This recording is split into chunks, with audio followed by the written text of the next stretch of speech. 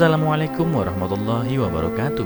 Apa kabar kalian? Semoga kalian baik-baik saja dan tetap diberikan kesehatan oleh Allah Subhanahu wa taala. Bantu channel kami dengan cara subscribe dan tekan tombol lonceng kalian. Terima kasih. Semoga kisah ini bermanfaat. Hati wanita mana yang tak hancur saat diceraikan oleh suami sahnya? Lebih menyakitkan saat keputusan cerai tersebut dilakukan saat sang istri tengah hamil 10 bulan. Apalagi alasan yang diberikan sangat tidak masuk akal, padahal suami hanya mementingkan diri sendiri.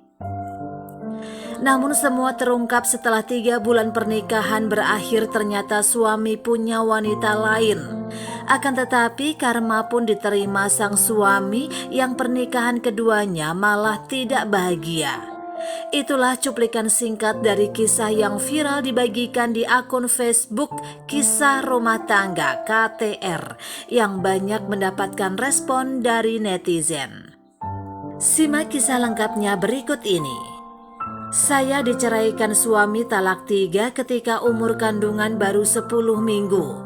Sekarang kandungan saya berumur 32 minggu. Orang bertanya bagaimana bisa cerai saat istri tengah hamil?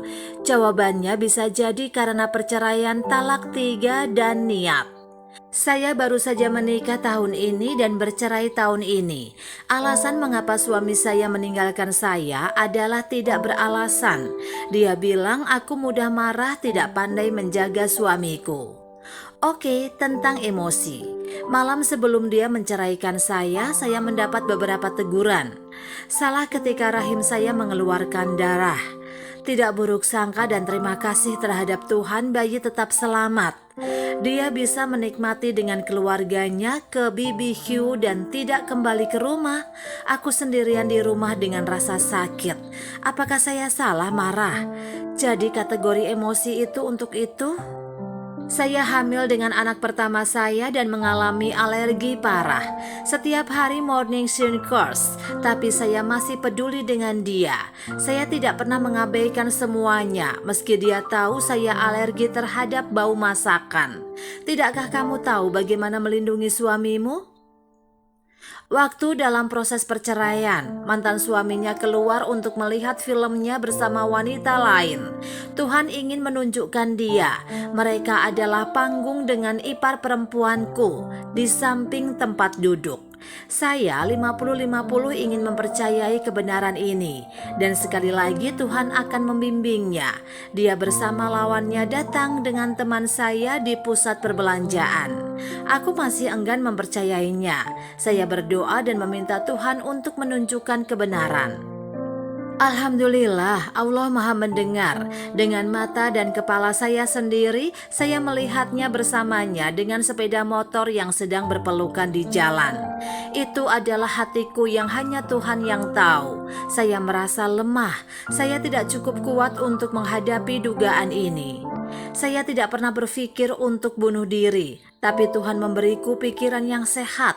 Tuhan juga memberikan tangisan yang tidak bersalah di dalam rahimku. Mengapa saya ingin menyia-nyiakan uang saya? Demi saya naik turun. Saya yakin bahwa Tuhan sendiri itu sendiri. Mantan suami atau keluarga dia bahkan tidak tahu tentang saya dan anaknya. Mereka membuatnya seolah-olah saya dan mereka tidak saling mengenal. Saat memasuki bangsal tidak ada mantan anggota keluarga atau mantan suami yang datang berkunjung. Barang-barang anak tidak mengatakan, sementara kita sakit mereka bahkan tidak tahu. Mantan suami dan keluarganya baru saja lepas kendali. Saya memiliki pesan mantan suami, tapi dia telah mengganti nomor teleponnya. Begitu pula dengan mantan mertua. Saya mengirim ipar dan saudara laki-laki kepada mantan suami hanya di buktik yang tertinggal. Sebelum menikah, mantan suami saya hanya bermain game. Pekerjaannya singkat. Saat kami bertunangan, dia bisa bekerja sebagai juru tulis. Setelah 6 bulan terlibat, kami menikah dalam waktu yang tidak terbatas untuk bekerja dengan suami. Saya membantunya secara finansial. Suami saya tidak punya apa-apa, sepeda motor ditarik. Saya punya banyak dukungan untuknya. Ya, orang akan bilang aku bodoh karena aku masih setia dengan pria itu. Tapi bagi saya itu tebakan sebelum kita hidup bersama. Sampai aku menikah, suamiku masih belum punya uang. Saya menghabiskan banyak uang. Sebelum saya bertunangan, saya bekerja dan gaji saya cukup bagus. Saya berhenti dari pekerjaan saya, tapi pengorbanan saya hanya terbuang sia-sia. Mantan suami itu lebih memilih wanita baru yang baru dikenalnya. Lalu saya ditinggalkan saat saya hamil, saat dia sedang bahagia dan ada motor baru dan bebas hutang. Setelah dia meninggalkan saya, mantan pacarnya telah menghubungi saya dan menanyakan hutang mantan suaminya. Allah Maha Penyayang, Dia menyelamatkanku dari orang yang sekarat. Mantan suami saya berhutang banyak uang tanpa sepengetahuan saya. Saya bersyukur bahwa Tuhan hanya lelucon kita 3 bulan Dia membebaskan saya dengan talak 3. Doakan saya selamat melahirkan. Maaf, cerita saya akan panjang dan kalau ada yang kurang paham, maaflah. Saya tak pandai sangat bercerita. Sementara itu netizen pun rame-rame memberikan semangat kepada si wanita. Firdaus Sakirin, kehilangan itu bukan bertujuan melemahkan, tapi menjadikan kita lebih baik. Dan kadang-kadang Allah menjauhkan seseorang dari kita adalah untuk melindungi kita. Allah tahu Dia bukan yang terbaik untuk kita. Kita kali pernah tahu apa yang ada di sebalik kasus atau kabus kehidupan kita. Baik atau tidak, langkah perlu diteruskan dan kehidupan ini satu pilihan.